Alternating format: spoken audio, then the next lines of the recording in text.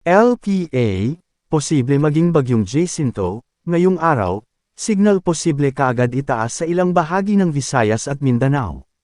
Posible na ngayong araw na maging bagyo ang low pressure area sa silangan ng Mindanao at kung sakali, tatawagan itong bagyong Jacinto. Weather update ng DOST Pag-asa, posibleng magtaas ng signal sa silangang bahagi ng bansa dulot nito, maging bagyo man o hindi, magdudulot ito ng maulang panahon doon. Simula sa Martes, August 26 hanggang Miyerkules, August 27 ay posibleng tawirin ng potensyal na bagyo ang Visayas, Bicol Region, Southern Luzon at Central Luzon na magdadala ng katamtaman hanggang sa malalakas na pag-ulan, ayon sa Pag-asa. Tropical Cyclone Formation paghandaan na. Ang low pressure area, LPA-08F, na mataan sa layong 400 kilometro.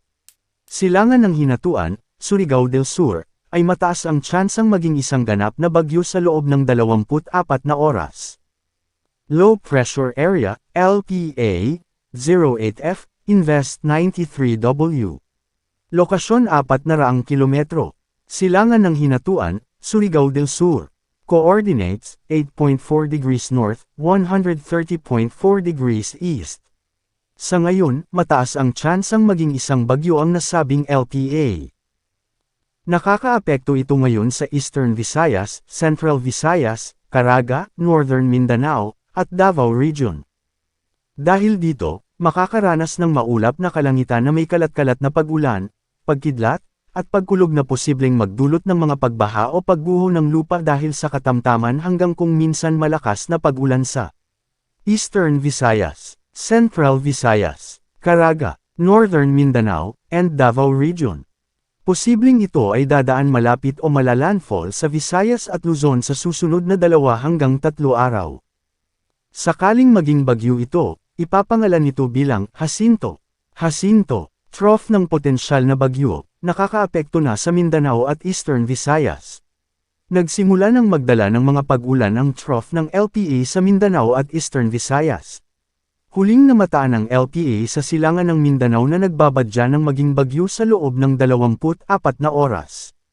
Inaasahang patuloy na magpapaulan ang potensyal na bagyo na tatawaging Jacinto sa malaking bahagi ng bansa, partikular sa silangang bahagi habang kumikilos ito pataas sa mga susunod na araw. Maging handa sa banta ng mga biglaang pagbaha at pagguho ng lupa. Southwest Monsoon o habagat, nakakaapekto ito ngayon sa Palawan. Dahil din dito, makakaranas ng bahagyang maulap hanggang maulap na kalangitan na may pulupulong pag-ulan o pagkidlat at pagkulog na posibleng magdulot ng mga pagbaha o pagguho ng lupa dahil sa severe thunderstorms sa Palawan. Localized thunderstorms. Makakaranas ng bahagyang maulap hanggang maulap na kalangitan na may pulupulong pag-ulan o pagkidlat at pagkulog na posibleng magdulot ng mga pagbaha o pagguho ng lupa dahil sa severe thunderstorms sa nalalabing bahagi ng bansa, kabilang ang Bicol Region. Paalala, posibleng magbago pa ang forecast. TAGIRUMDOM, posibleng magbago pa ang forecast. Pinapaalalahanan ang lahat na manatiling updated sa lagay ng panahon at sa posibleng tatahakin at magiging lakas ng sama ng panahon sa susunod na mga araw. Manatiling nakatutok sa weather balita para sa bago pang updates. Don't forget to subscribe.